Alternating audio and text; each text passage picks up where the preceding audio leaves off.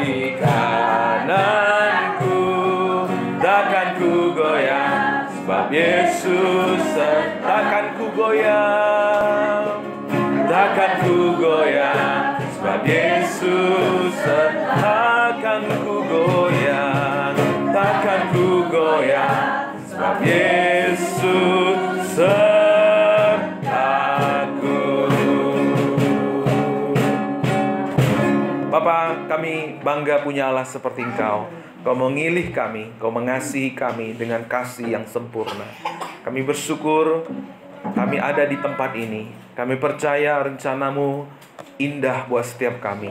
Biar firman-Mu Tuhan menjadi rema dalam kehidupan kami. Biar firman-Mu Tuhan menjadi benih kebenaran yang bertumbuh, menguatkan kami, membawa kami untuk maksud-maksud dan rencana Tuhan. Bapa di surga, hamba-Mu penuh dengan kelemahan dan kekurangan.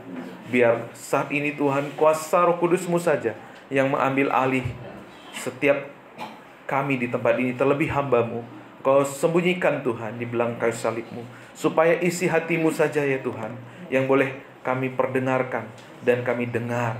Dan lewat firman-Mu Tuhan, kami yang mendengar, kami diubahkan, kami dibangkitkan, kami dipulihkan, disembuhkan. Kami, biar Engkau semakin bertambah besar dan biar kami semakin berkurang. Injil-Mu diberitakan. Kami yang siap mendengar firman-Mu Tuhan, di dalam nama Yesus kami berdoa. Sama-sama kita katakan amin. Salam. Ya, ini kali pertama saya ada di tempat ini untuk menyampaikan firman Tuhan. Ya, senang melihat pertumbuhan pelayanan Tuhan di tempat ini ya. Dulu saya kesini pas persekutuan pendeta ya, belum seindah ini tempatnya. Sekarang sudah ada AC yang baru, sudah sejuk ya Pak ya, kayak di puncak ya. Wow, saya percaya ya ketika kita sungguh-sungguh mengasihi Tuhan, Tuhan akan terus mempercayakan pekerjaan yang lebih hebat lagi. Amin ya. Puji Tuhan. Perkenalkan nama saya, karena saya tidak terkenal ya, jadi saya harus memperkenalkan diri. Kalau saya terkenal pasti sudah pada tahu ya. Saya namanya Kastasi Tepu. Saya asli dari Medan, tapi wajahnya Ambon kata orang. Karena memang Ambon manis ya, jadi saya juga manisnya sedikit lah ada ya. Iya, saya punya istri satu dan dia adalah mantan pacar saya dulu ya, ada di belakang. Ya, Ibu Deborah Novia Eliasi. Dia asli Jawa tapi lahir di Lampung. Anak kami dua, Joila dan Elogia. Saya yang paling ganteng di rumah Pak. Iya. Satu-satunya cowok ya di rumah ya. Nah saudara, hari ini kita belajar bersama-sama dari surat Roma. Judul firman Tuhan hari ini adalah hidup di bawah kasih karunia. Coba kita baca Alkitab kita dari Roma 6 ayat 14. Kita baca dengan serentak, dengan kuat, dengan semangat. Sudah ketemu Bapak Ibu? Ya, 1, 2, 3, ya. Sebab kamu tidak akan dikuasai lagi oleh dosa, karena kamu tidak berada di bawah hukum Taurat, tetapi di bawah kasih karunia. Amin. Sekali lagi. Lebih semangat lagi ya. 1, 2, 3 ya. Sebab kamu tidak akan dikuasai lagi oleh dosa, karena kamu tidak berada di bawah hukum Taurat, tetapi di bawah kasih karunia. Amin. Hidup yang berkemenangan itu adalah hidup di bawah kasih karunia. Kalau kita mau menang terhadap dosa, bukan menaati aturan-aturan, bukan ada di bawah hukum Taurat, tetapi ada di bawah kasih karunia. Apa yang membedakan kekristenan dengan agama lain? Yang membedakan itu apa? Di dalam kekristenan ada kasih karunia. Kekristenan itu bukan agama, tapi kekristenan menjadi agama saja ketika tidak mengenal kasih karunia, ketika tidak hidup di bawah kasih karunia. Sering kita sebut kasih karunia, sering kita dengar kasih karunia. Bahkan saya mau kesaksian buat Bapak Ibu, saya meskipun sekolah teologi, bahkan sampai saya melayani, sering sekali pada waktu itu kasih karunia itu hanya di konsep pikiran saya. Saya bisa menjelaskan apa itu kasih karunia, tapi saya tidak hidup di bawah kasih karunia. Saya hidup di bawah apa? Hukum Taurat. Karena kita cenderung dalam hidup kita ini menaati aturan-aturan. Di keluarga ya, kita ada aturannya. Di sekolah apalagi, di masyarakat sudah jelas, apalagi di bangsa dan negara kita. Ada aturan-aturan yang mesti kita taati. Tetapi fakta, kalau kita mau jujur, kita tahu yang benar, kita tahu itu aturannya. Nggak usah jauh-jauh, lampu merah ya. Lampu merah, kita tahu lampu merah itu aturannya jangan maju, jangan jalan. Tapi kan kalau kayak kami orang Medan beda melihatnya. Merah itu tanda berani, Pak.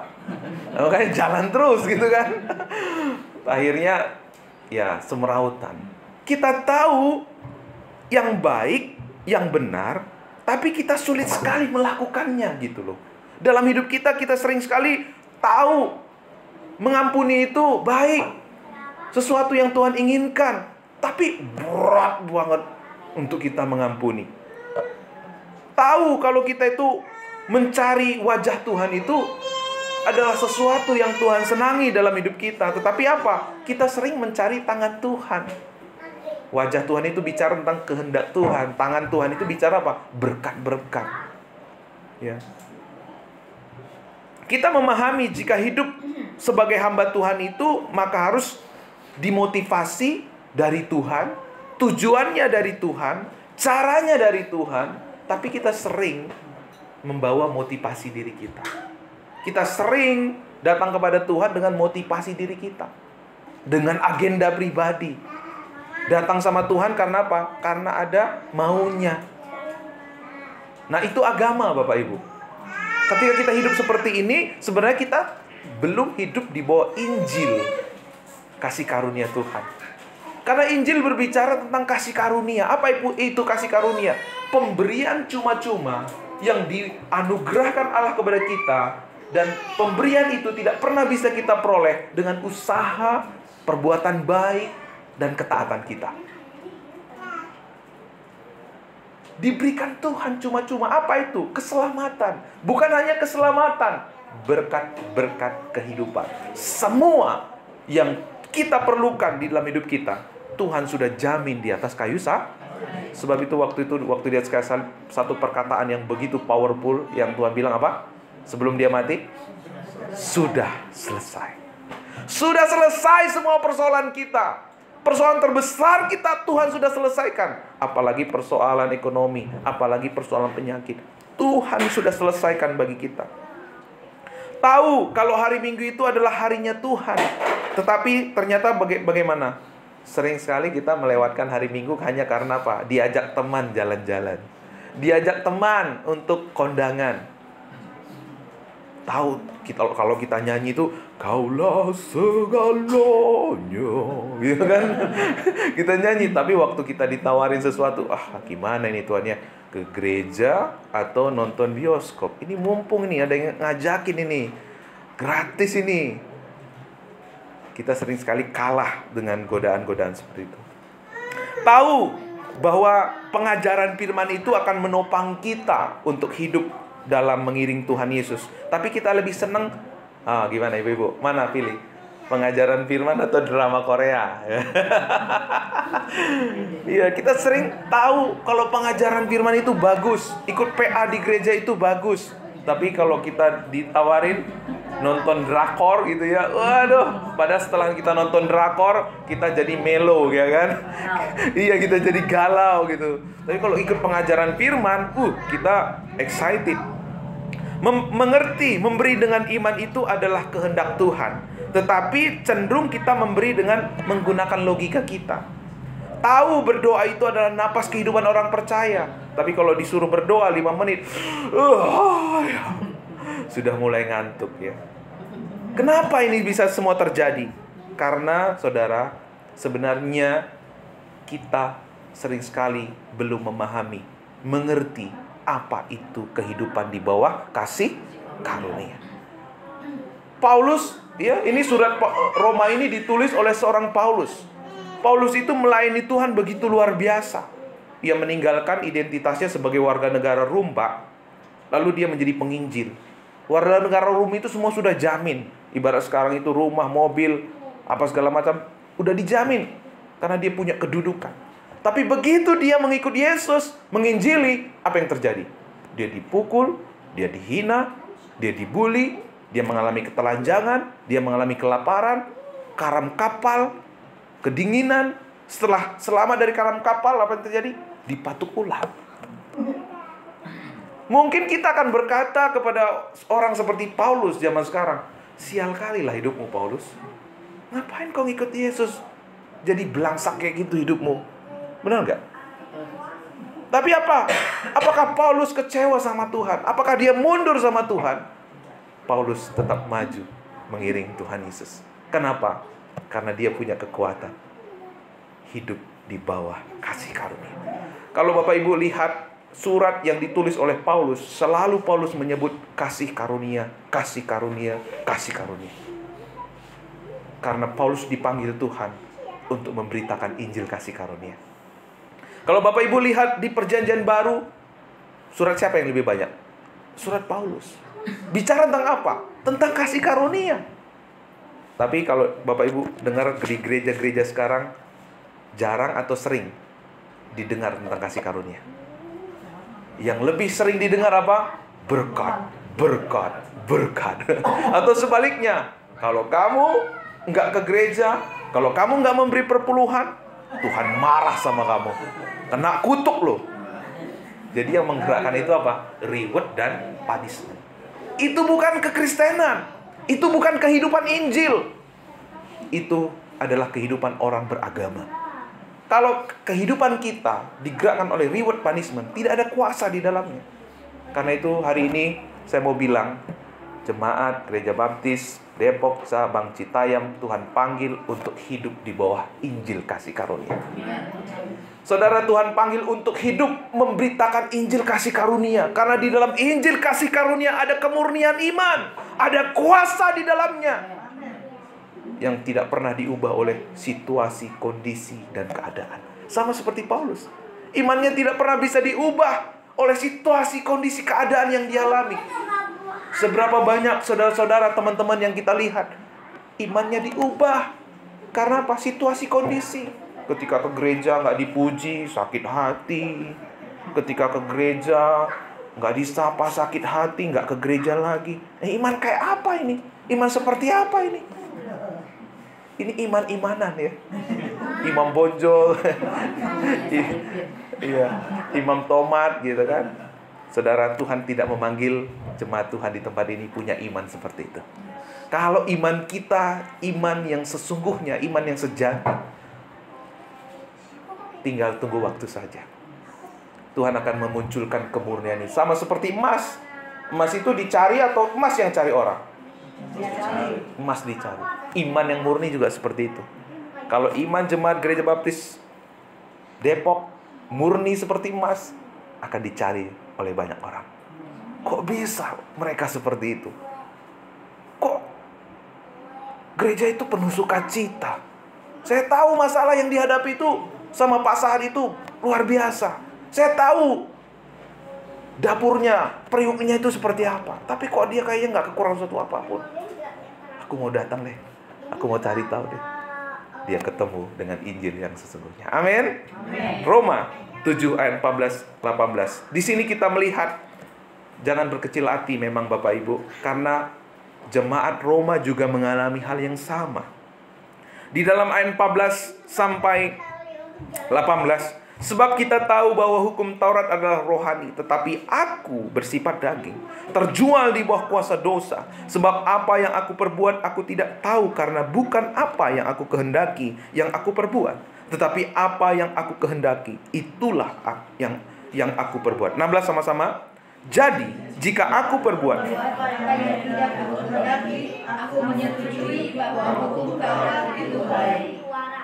terus Kalau demikian, bukan orang lain yang membuatnya, tapi dosa yang ada dalam aku. Sebab aku tahu bahwa dalam aku, yaitu dalam aku sebagai manusia, tidak ada sesuatu yang baik. Sebab kehendak memang ada dalam aku, tetapi bukan yang harus berbuat apa yang baik. amin. Ayat 23, 25 saya baca. Tetapi di dalam anggota-anggota tubuhku, aku melihat hukum lain yang berjuang melawan hukum akal budiku, dan membuat aku menjadi tawanan hukum dosa yang ada di dalam anggota-anggota tubuhku. Aku manusia celaka, siapakah yang akan melepaskan aku dari tubuh maut ini? Syukur kepada Allah oleh Yesus Kristus Tuhan kita. 24. Aku manusia celaka. Yuk sama-sama. Aku manusia celaka. Siapakah yang akan melepaskan aku dari tubuh maut ini? Ya, Paulus juga mengalami hal yang sama seperti yang kita alami. Bahkan jemaat Roma yang dilayani Paulus juga mengalami hal yang sama. Tahu yang benar, tahu yang baik, tapi kita punya kecenderungan untuk melakukan yang salah. Karena apa? Karena ada istilah di sini apa? Tubuh maut. Siapakah yang akan melepaskan aku dari tubuh maut ini? The body of death. Kita punya kelemahan, yaitu dosa. Kita punya kecenderungan, yaitu dosa. Setelah manusia jatuh ke dalam dosa, manusia itu punya kecenderungan untuk melakukan dosa. Ujung-ujungnya pasti dosa. Dosa artinya hamartia, tidak tepat pada sasarannya Tuhan. Dan dosa itu digambarkan oleh Paulus di sini tubuh maut. Ya, mitologi Romawi ya. Di masa zaman Micentius itu kalau ada tawanan perang atau orang yang bersalah, itu diikat dengan mayat lalu ditaruh di padang gurun. Bapak Ibu bayangkan mayat yang ada belatungnya ditaruh di padang gurun. Maka apa yang terjadi? Waktu belatung itu menghabiskan tubuh mayat itu, karena begitu panas, maka dia berpindah dari tubuh yang busuk itu ke tubuh yang masih hidup. Digerogoti sampai mati. Itulah gambaran kehidupan dalam dosa. Kalau kita nggak keluar dari dosa, kalau kita nggak mengenal kasih karunia, maka kita dibinasakan oleh dosa itu. Lambat laun kita dihabisi oleh dosa itu. Karena kehidupan kita dalam mengiring Tuhan itu, mengikut Yesus itu, ada istilah apa? Injil kasih karunia tadi. Tapi seringkali orang memilih yang lain, yaitu kehidupan beragama. Kehidupan beragama itu ada dua, Bapak Ibu. Satu, itulah yang disebut dengan legalistik. Legalistik itu apa? Orang fokus kepada Allah yang kudus, maka kita harus menaati aturan-aturan supaya kita tidak dihukum sama Tuhan. Tapi satu lagi ada liberalisme. Liberalisme itu memandang Allah itu, fokus kepada memandang Allah itu pada kekudusannya, pada kasihnya. Legalistik, kudus, liberalis, kasih. Mereka akan berkata seperti ini, Tuhan itu kasih. Kalau Tuhan itu kasih, nggak apa-apa dong kita dosa dikit-dikit. Nanti malam pada waktu kita mau tidur tinggal minta ampun, selesai gitu. Tapi dua-dua ini sebenarnya kehidupan dosa, Bapak Ibu. Ini bukan kehidupan Injil. Lambat laun, waktu orang yang memandang liberalis tadi, lambat laun dia akan terus masuk ke dalam dosa yang lebih besar lagi. Tapi yang legalistik, mentang-mentang dia lebih taat dari orang lain, dia akan suka menghakimi, suka menjatuhkan, melabel orang lain. Sombong. Makanya ada begitu banyak orang yang kelihatannya rohani di dalam gereja, tapi sombongnya minta ampun. Betul ya? Nggak bisa lihat orang salah. Kalau salah dikit, nggak boleh gitu. Kamu salah. Kamu nggak bisa. Dasar kamu gitu. Langsung menghakimi. Ini bukan kehidupan Injil. Ini kehidupan agama. Kehidupan Injil itu seperti yang tadi dikatakan di ayat yang ke-14 tadi. Kita baca sama-sama. Dosa itu bukan sekedar perbuatan jahat. Terus, bawahnya aja. Terus. Yang warna kuning. Dosa itu bukan sekedar perbuatan jahat, tetapi satu kuasa dan dorongan yang melekat di dalam hati kita, yang kalau kita biarkan dia tidak akan pernah bersifat netral. Dia akan menggerogoti kita dan membinasakan kita. Itulah kehidupan dosa. Dia nggak netral. Dia akan menggerogoti kita sampai kita binasa. Di dalam Roma 7 ayat 19 sampai 22. Yuk kita baca sama-sama lagi. 1, 2, 3 ya. Sebab bukan apa yang aku kehendaki, yaitu yang baik yang aku perbuat, melainkan apa yang tidak aku kehendaki, yaitu yang jahat yang aku perbuat. Jadi jika aku berbuat apa yang tidak aku kehendaki, maka bukan aku yang memperbuatnya, tetapi dosa yang diam di dalam aku. Demikianlah aku dapati hukum ini: jika aku menghendaki berbuat apa yang baik, yang jahat itu ada padaku. Sebab di dalam batinku aku akan hukum. Ini pernyataan seorang Paulus. Dia juga mengalami hal yang sama seperti kita. Pergumulan dengan tubuh dosa. Apa yang biasanya diharapkan oleh kebanyakan orang dalam hidupnya? Saya butuh duit. Saya butuh disembuhkan. Saya butuh terobosan. Saya mau berkat-berkat dinyatakan dalam hidup saya. Saya mau mujizat Tuhan terjadi dalam hidup saya. Wajar nggak? Wajar Bapak Ibu. Tapi apa Bapak Ibu? Sering sekali semuanya itu menjadi sesaat saja buat kita. Senangnya sesaat karena kita melihat perbuatan-perbuatan Tuhan. Tapi Bapak Ibu, kalau hati kita nggak berubah, maka kita akan kembali kepada kubangan yang sama. Mujizat, terobosan, itu semua memang Tuhan kerjakan dalam hidup kita. Tapi kalau itu yang menjadi fokus kita, maka sering sekali semangat kita untuk datang sama Tuhan itu sifatnya sesuai dengan mujizat, berkat, terobosan yang kita alami. Ketika doa kita kayaknya nggak dijawab Tuhan tuh, aduh kita mulai lesu. Aduh ke gereja nggak ya, ke gereja nggak. Kalau ke gereja doaku juga nggak dijawab Tuhan. Ngasih nggak ya, kasih persembahan nggak ya. Tuhan juga nggak jawab doaku. Akhirnya kita menjadi setengah-setengah hati. Karena problemnya Bapak Ibu bukan pada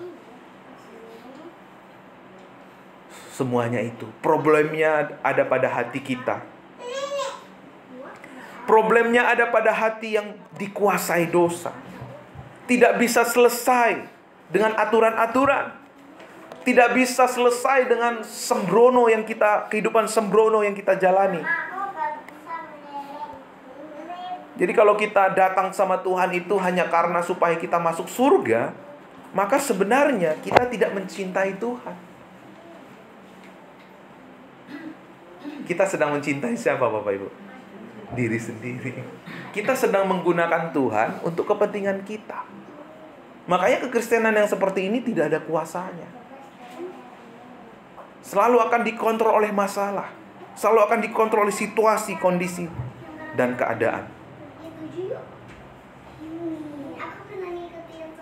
Kalau kita mau mengalami kuasa Tuhan, kita harus hidup di bawah kasih karunia Tuhan. Bukan di bawah kehidupan yang hanya beragama. Bukan hanya di bawah kehidupan sebagai orang Kristen. Tapi Tuhan mau kita hidup di bawah Injil yang sebenarnya. Di ayat 2 sampai 3 ini diibaratkan bagus sekali Bapak Ibu. Saya baca. Sebab seorang istri terikat oleh hukum kepada suaminya selama suaminya itu hidup. Akan tetapi suaminya itu mati, bebaslah ia dari hukuman yang mengikat kepada suaminya itu. Jadi selama suaminya hidup, ia dianggap berzina kalau ia menjadi istri laki-laki lain. Tetapi jika suaminya telah mati, ia bebas dari hukum, sehingga ia bukan lagi berzina kalau ia menjadi istri laki-laki lain.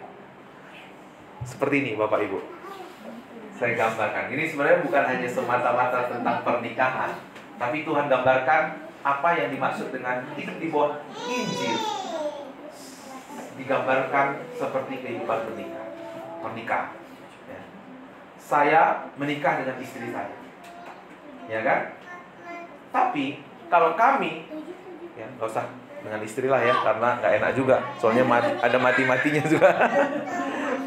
Ya, ada seseorang ketika mereka menjadi suami istri, maka ia terikat dengan istri atau suaminya. Tapi waktu pasangannya itu meninggal, maka ia bebas menikah dengan pasangan lain yang belum punya pasangan tentunya ya. Itu juga yang terjadi Bapak Ibu. Waktu kita ini jatuh ke dalam dosa, kita itu terikat dengan hukum. Bisa menangkap ya? Kita terikat dengan hukum-hukum. Kamu salah, kamu dosa. Kita terikat dengan hukum dosa. Tetapi ada seorang yang mati untuk dosa kita. Siapa dia? Yesus Kristus. Dia mati terhadap hukum Taurat. Sehingga hari ini kita sudah bebas dari hukum Taurat. Kita bisa menikah lagi sama siapa? Bukan lagi seperti hukum Taurat. Bukan lagi suaminya seperti hukum Taurat. Tahu nggak Bapak Ibu, kalau kita punya suami seperti hukum Taurat, ibu-ibu kalau punya suami seperti hukum Taurat, sifatnya apa? Menuntut. Betul? Hukum itu lempeng, menuntut. Kamu harus begini, kamu harus begini, kamu harus begini. Coba kalau ibu-ibu punya suami kayak gitu, baru masak goreng, ini kurang asin, masak lagi, kurang enak, kurang sayur, kurang pedes. Aduh pusing ini. Tapi kalau punya suami, ibu-ibu kayak Tuhan Yesus yang penuh kasih karunia, waktu buat nasi goreng, ini kurang garam, dia yang nambahin garamnya. Kopi kurang gula, dia yang nambahin gula. Dan kalau membuat apa? Kalau membuat saksang, nggak bisa. Dia yang ngajarin kita. Gini loh buatnya loh, gini loh. Enak nggak hidup seperti itu? Itulah. Dia yang masak, dia yang masakin kita. Dan lama-kelamaan karena Tuhan Yesus begitu baik, begitu mengasihi kita, melayani kita, aku kepingin dong melayani Tuhan Yesus. Lahir hati yang mau melayani Tuhan. Tapi bukan lagi digerakkan dengan reward dan punishment. Bukan karena legalistik atau liberalisme tadi. Tapi karena apa? Karena hati kita melimpah dengan ucapan syukur. Itulah kehidupan Injil. Waktu kita melayani Tuhan, waktu kita berdoa, kita memberi persembahan, waktu kita berbuat baik, dasar kita melakukan semuanya itu bukan karena takut nggak diberkati atau takut dihukum, tapi karena rasa syukur. Tuhan Yesus begitu baik.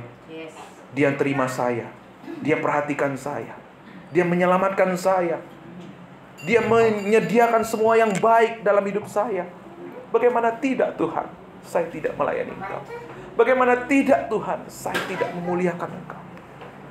Makanya Injil itu Bapak Ibu tidak berbicara tentang apa? Injil itu, dengar baik, Injil itu tidak berbicara tentang ini boleh, itu nggak boleh. Itu agama. Injil itu bicara gini, kalau Tuhan sudah menyucikan Pak Epeng, dosa Pak Epeng dengan darahnya yang kudus, Pak Epeng masih mau nggak bermain-main dengan kubangan? Amin. Bisa ngerti ya?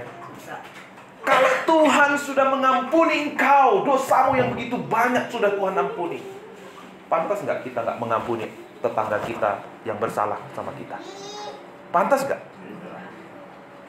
Kita punya kekuatan untuk mengampuni. Amin. Waktu ada orang kekurangan, Tuhan mengetuk hati kita. Tuhan, Kau sudah memberkati aku.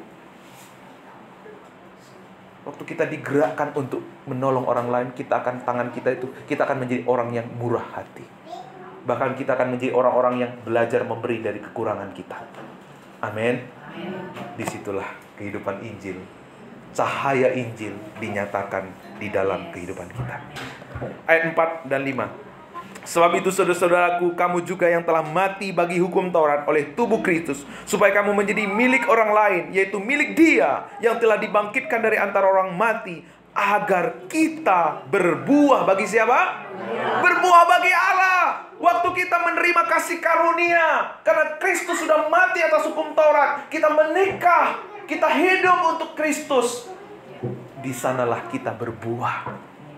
Makanya orang Kristen udah 10 tahun, 15 tahun udah mau karatan kok nggak berbuah-buah ya Tuhan ya, gitu ya. Kenapa? Karena hidupnya di bawah agama, Bapak Ibu. Tapi saudara lihat, begitu indah hidup di bawah kasih karunia. Saudara akan menjadi orang-orang yang bercahaya, bersinar, menjadi terang Kristus, menjadi garam. Waktu kita memberi, menolong orang lain bukan karena ada embelnya, supaya nanti kalau saya susah ditolong, ya itu kan agama. Supaya saya diberkati gitu. Kita memberi, kita menolong karena Kristus sudah menolong kita. Sudah memberi. Kita waktu dipuji, nggak dipuji kayak kita nothing tulus, nggak masa bodoh. Kita menjadi orang yang udah nothing tulus. Haleluya. Dahsyat. Itulah kehidupan Injil yang Tuhan kerjakan. Karena kita ditetapkan Tuhan untuk hidup menjadi orang-orang yang berbuah. Ingat, kekristenan itu bukan tentang boleh atau tidak boleh, tetapi tentang apa yang Kristus sudah buat kita. Kalau Kristus sudah memberikan segalanya, kalau Kristus sudah merelakan segalanya buat kita, bagaimana mestinya kita hidup? Iman seperti inilah iman yang akan terwariskan kepada anak-anak kita. Kalau Bapak Ibu punya iman yang sejati, maka iman itu akan turun kepada anak kita. Tapi kalau imannya sekedar agama, maka anak-anaknya nggak bisa mewarisi iman seperti itu. Nah, karena apa Bapak Ibu? Iman di dalam Kristus beda dengan iman yang diajarkan oleh hukum Taurat. Ya, sifat hukum Taurat itu apa? Menuntut. Tadi saya sudah bilang, menuntut. Kamu harus begini, jangan ya. Coba kalau di rumah Bapak Ibu semua penuh dengan jangan gitu ya. Gak apa-apa, biarin, gak apa-apa. Jangan gitu ya. Apa yang terjadi? Kita itu jadi kaku gitu ya. Jangan. Aduh, pusing. Itulah hukum Taurat, menuntut. Orang Kristen yang hidup di bawah hukum Taurat selalu akan menuntut. Pendeta harus begini, pendeta harus begono, bapak harus begini. Menuntut. Ada nggak damai sejahtera kalau di rumah penuh dengan tuntutan? Suami menuntut istri, istri menuntut anak. Ayo dong Pak, kamu kerja yang banyak dong, banyak bawa duit dong Pak, gitu kan? Suami juga gitu. Ini kok rumah kita begini, ayo dong rapi rumah. Tapi kalau suami istrinya penuh dengan kasih karunia, suaminya yang ikut merapikan rumah. Amin. Dapurnya berantakan, suaminya yang ikut. Ya. Istrinya karena penuh dengan kasih karunia, begitu memperhatikan suaminya, sehingga suaminya pun giat di dalam bekerja. Kita baca ayat yang ke-14, ya, Roma 6 ayat 14. 1, 2, 3 ya. Sebab kamu tidak akan dikuasai lagi oleh dosa, karena kamu tidak berada di bawah hukum Taurat, tetapi di bawah kasih karunia. Amin. Ya, seorang teolog dari Cina namanya Watson Ni berkata seperti ini, hukum itu atau law itu Anda yang melakukan sesuatu untuk Tuhan. Tetapi kasih karunia bukan kita yang melakukan sesuatu untuk Tuhan, tapi Tuhan yang melakukan sesuatu untuk kita. Itulah kasih karunia. Kalau agama enggak, kita yang melakukan sesuatu untuk Tuhan. Nah, makanya di dalam Yesaya 54 ayat 5b sampai 6 berkata gini, sesungguhnya engkau ini murka sebab kami berdosa terhadap engkau. Kami memberontak sejak dahulu kala. Demikianlah kami sekalian seperti seorang najis. Segala kesalehan kami seperti kain kotor. Kami sekalian menjadi layu seperti daun, dan kami lenyap oleh kejahatan kami seperti daun dilenyapkan oleh angin. Perhatikan, waktu kita hidup di bawah agama atau di bawah aturan, kita yang melakukan sesuatu sama Tuhan. Seolah-olah kita itu bisa mengubah Tuhan karena perbuatan baik kita dan karena ketaatan kita. Kalau begitu, Tuhan itu bisa diubah sama kita. Tuhan yang sejati nggak itu? Tuhan yang benar nggak? Nggak mungkin. Ya. Ini di zaman Yesaya juga banyak orang berpikir seperti itu. Dengan mereka melakukan perintah-perintah, melakukan kegiatan-kegiatan ibadah, mereka berpikir mereka bisa mengubah Tuhan. Makanya Yesaya bilang, kami itu sekalian seperti seorang najis. Segala kesalahan kami seperti apa Bapak Ibu? Kain kotor. Bapak, Ibu tahu kain kotor itu apa? Apa? Bukan kain keset, bukan. Menstruasi. Iya. Bahasa zaman sekarang itu softtek. Softtek bekas. Pernah nggak ibu-ibu kasih softtek bekas sama orang? Pasti nggak kan? Suatu penghinaan ketika itu terjadi. Waktu kita datang sama Tuhan, lalu kita berkata, Tuhan, saya sudah memberi perpuluhan, Tuhan, saya sudah rajin ibadah, Tuhan, saya berpuasa. Kita sedang menghina Tuhan. Ketika kita berkata seperti itu, Tuhan, saya sudah ini, sekarang Tuhan berkati saya. Sekarang Tuhan selamatkan saya. Ketika kita bawa kehidupan seperti sama Tuhan, itu sama seperti kita membawa softtek, memberi persembahan softtek kepada seseorang. Itu sebuah penghinaan. Makanya pada waktu ada orang anak muda yang kaya datang sama Tuhan, Tuhan, saya sudah melakukan semua yang kau perintahkan kepadaku. Tuhan Yesus bilang, jual semua hartamu. Apa yang terjadi? Pemuda itu balik. Makanya pada waktu ada di rumah ibadah, ada dua orang yang berdoa. Satu orang Farisi, satu pemungut cukai. Orang Farisi itu berdoa sama Tuhan, Tuhan, aku bersyukur gak seperti orang ini. Aku rajin berpuasa, rajin memberi perpuluhan. Aku tidak seburuk orang ini. Tapi Alkitab bilang, siapakah yang pulang sebagai orang yang dibenarkan Tuhan? Pemungut cukai itu berdoa, Tuhan, aku gak layak Tuhan. Banyak dosaku Tuhan. Aku gak pantas Tuhan. Dia gak berani menenggakkan kepalanya. Dia tunduk sujud di bawah Tuhan. Tapi Alkitab bilang, pemungut cukai itu pulang sebagai orang yang dibenarkan. Kenapa? Karena dia melihat Tuhan itu sebagai pribadi yang penuh dengan kemurahan. Karena itu grace, kasih karunia, adalah kebalikan dari sistem dunia ini. Kita menerima pemberian Tuhan meskipun kita tidak layak. Kita diperkenankan untuk menerimanya.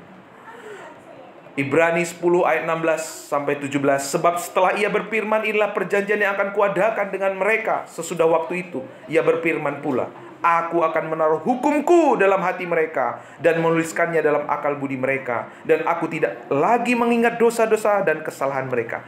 Wow loh. Jadi begini Bapak Ibu, hukum Taurat itu ditulis di loh-loh batu. Itu dari luar diri kita. Sifatnya apa? Menuntut. Tetapi kasih karunia itu bukan ditulis di loh batu, tetapi ditulis dalam loh hati kita. Sehingga kita berkata, kita nggak perlu lagi menjadi orang Kristen yang dihardik atau di-warning. Awas kamu ya kalau nggak ke gereja ya. Awas kamu ya kalau nggak setia melayani. Nggak perlu lagi kayak gitu. Orang yang menerima kasih karunia hukumnya di dalam hati. Kalau hukum Taurat di luar, jangan-jangan. Tapi hukum kasih karunia ada di hati. Kita berkata terhadap dosa seperti ini. Aku nggak mau, aku nggak mau, aku nggak mau.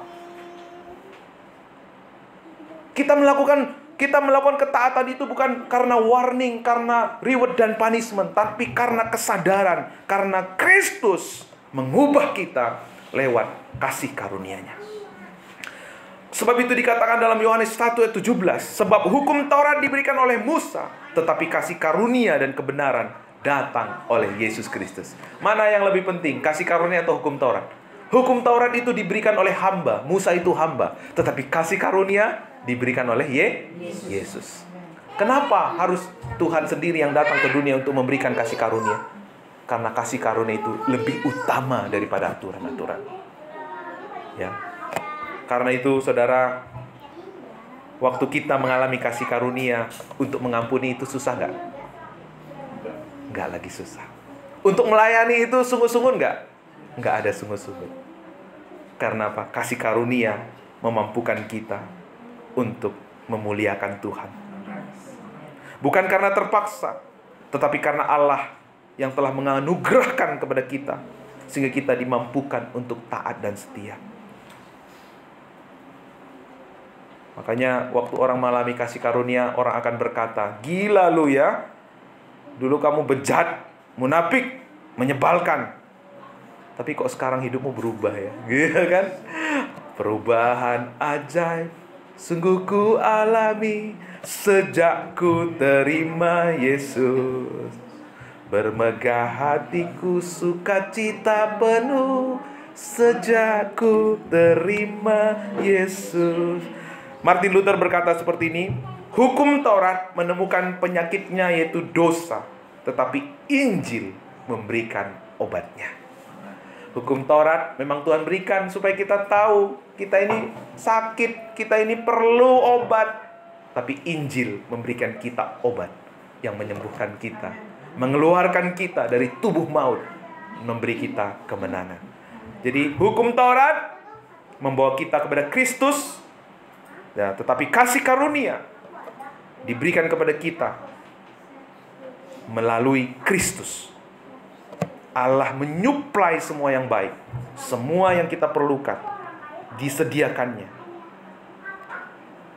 Ketika kita disakiti, ketika kita mungkin pernah ditolak, ketika kita mungkin pernah disangkali, diremehkan, direndahkan, tapi di dalam kasih karunia kita disembuhkan oleh Tuhan. Sehingga kita menjadi orang-orang yang bermurah hati, menerima orang, memperhatikan orang dengan ketulusan yang Kristus sudah kerjakan di dalam kehidupan kita. Kristus pernah merasakan apa yang Bapak Ibu rasakan. Ia pernah dilulukan, habis itu disalib. Ia tidak punya tempat. Kalau Bapak Ibu punya rumah, tapi Yesus gak punya tempat untuk meletakkan kepalanya, artinya dia adalah orang yang ditolak. Kenapa Kristus melakukan itu semua? Karena supaya kita menyadari bahwa dialah pribadi yang paling mengerti, paling tahu apa yang menjadi kesusahan kita, paling mengerti apa yang menjadi kebutuhan kita. Sehingga hati kita tertuju kepada Dia. Dan di waktu hati kita tertuju kepada Dia, disitulah kita menemukan kehidupan kita yang sesungguhnya. Mari kita tunduk kepala.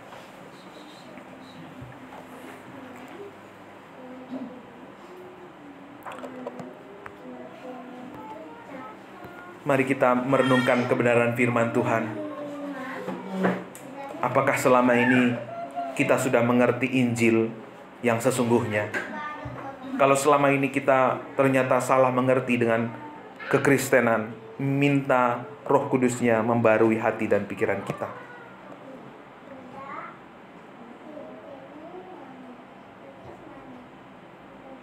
Biarkan kasih karunia-Nya menguasai hati dan pikiran kita.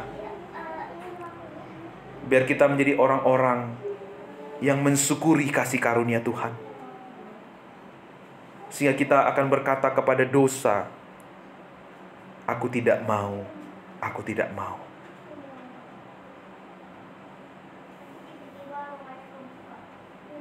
Sehingga kita hidup bukan lagi karena dimotivasi, didorong oleh reward dan punishment. Bukan karena takut gak diberkati atau takut dihukum. Biar kita mulai hari ini hidup melayani, hidup mengiring Yesus, mensyukuri anugerah yang terbesar yang Tuhan sudah limpahkan kepada kita. Biar mulai hari ini pelayanan kita, ibadah kita, semuanya lahir dari hati yang diubah oleh anugerah Tuhan. Sehingga mulai hari ini kita akan menjadi orang yang bermurah hati. Tidak bisa diubahkan oleh situasi, kondisi, dan keadaan. Walau tidak diakui, walau tidak dipuji, walau tidak dihormati manusia, tapi hati kita tetap memuliakan Dia.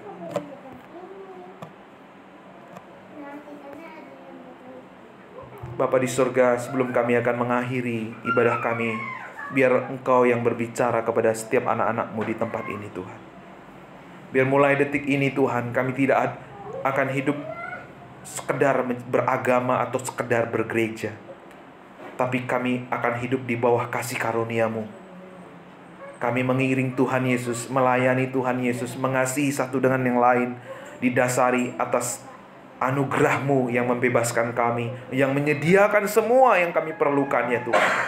Sehingga orang-orang yang nothing tulus lahir di gereja ini. Sehingga orang-orang yang melayani Tuhan dengan penuh ucapan syukur bangkit lewat gereja ini. Dan banyak orang akan memuliakan Engkau.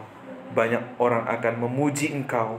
Banyak orang akan bertelut lutut menyembah Engkau lewat gereja ini.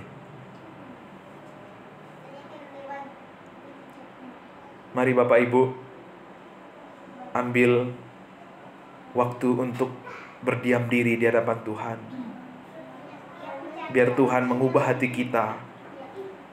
Biar Tuhan memulihkan kita. Mungkin kita punya pandangan-pandangan yang keliru selama ini terhadap kekristenan. Biar Roh-Nya saat ini mengubah kita, membaharui hati kita. Tuhan ingin menyatakan karyanya yang lebih lagi lewat kehidupan saudara. Tapi maukah saudara membuka hati saudara terhadap kebenaran Injilnya yang mengubah kita, membaharui hidup kita. Mungkin ada Bapak Ibu yang merasa penuh dengan tantangan dalam hidupnya, rindu untuk menaati firman Tuhan, tetapi ada begitu banyak kekhawatiran dan tantangan. Saudara rindu untuk didoakan. Saudara boleh mengangkat tangan di tempat saudara berduduk saat ini. Dia tidak pernah meninggalkan. Dia selalu memperhatikan. Kalau saudara rindu untuk didoakan, saudara boleh mengangkat tangan saudara.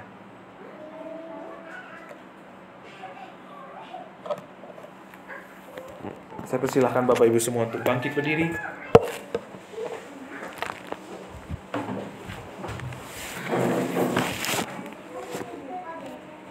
Bapa di surga, kami mengucap syukur buat hari ini. Hamba-Mu selesai berkata-kata.